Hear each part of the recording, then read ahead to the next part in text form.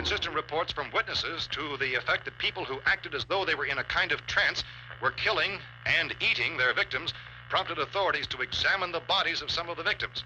Medical authorities in Cumberland have concluded that in all cases, the killers are eating the flesh of the people they murdered.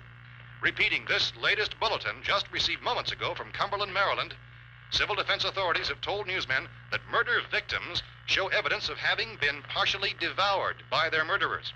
Medical examination of victims' bodies shows conclusively that the killers are eating the flesh of the people they kill. And so this incredible story becomes more ghastly with each report. It's difficult to imagine such a thing actually happening, but these are the reports we have been receiving and passing on to you, reports which have been verified as completely as is possible in this confused situation. It is happening, and it would appear that no one is safe from this wave of mass murder.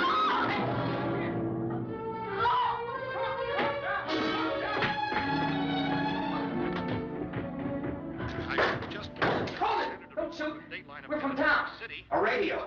County, Pennsylvania. The Butler County Sheriff has verified that reports of murder being partially eaten by their slayers is true. No further details available at this time. However, how long you guys been down there? I could use some help up here. That's the cellar. It's the safest place. You mean you didn't hear the racket we were making up here? How were we supposed to know what was going on? Could have been those things for all we knew. That girl was screaming. Sure, you must know what a girl screaming sounds like. Those things don't make any noise. Anybody would know somebody ever needed help. Look, it's kind of hard to hear what's going on from down there.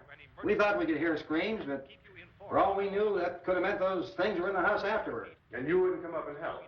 Well, if there were more... The racket sounded like the place was being ripped apart. How were we supposed to know what was going on? Now, wait a minute. You just got finished saying you couldn't hear from down there. Now you say it sounded like the place was being ripped apart. It would be nice if you get your story straight, man. All right, now you tell me. I'm not going to take that kind of a chance when we got a safe place. We luck into a safe place, and you're telling us we got to risk our lives just because somebody might need help, huh? Yeah, something like that. All right, why don't we settle this? Look, mister, we came up. Okay, we're here. Now I suggest we all go back downstairs before any of those things find out we're in here. They can't get in here. You got the whole place boarded up? Yeah, most of it. All but a few spots upstairs. They won't be hard to fix. You're insane. The cellar's the safest place.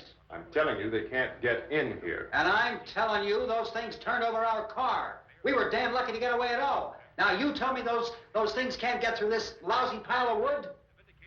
His wife and kids downstairs. The kids hurt. Well, I still think we're better off up here. We could strengthen everything up, Mr. Cooper. With all of us working, we could fix this place up in no time. We have everything we need up here. We can take all that stuff downstairs with us. Man, you're really crazy, you know that? You got 1 million windows up here. All these windows, you're gonna make them strong enough to keep these things out, huh? I told you those things don't have any strength. I smashed 3 of them and pushed another one out the door. Did you hear me when I told you they turned over our car? Oh, hell, any good 5 men can do that. That's my point. Only there's not going to be 5 or even 10. There's going to be 20, 30, maybe 100 of those things. And as soon as they know we're here, this place is going to be crawling with them. Well, if there are that many, they'll probably get us wherever we are. Look, the cellar. The cellar, there's only one door, right? Just one door, that's all we have to protect. Tom and I fixed it so it locks and boards from the inside. But up here, all these windows, why, we'd never know where they were going to hit us next. You got a point, Mr. Cooper.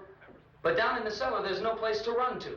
I mean, if they did get in, there'd be no back exit. We'd be done for. We can get out of here if we have to. And we got windows to see what's going on outside. But down there with no windows, if a rescue party did come, we wouldn't even know it. But the cellar is the strongest place. The cellar is a death trap.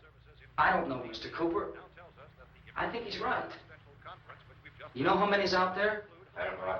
Maybe 6 or 7. Look, you two can do whatever you like. I'm going back down to the cellar, and you better decide.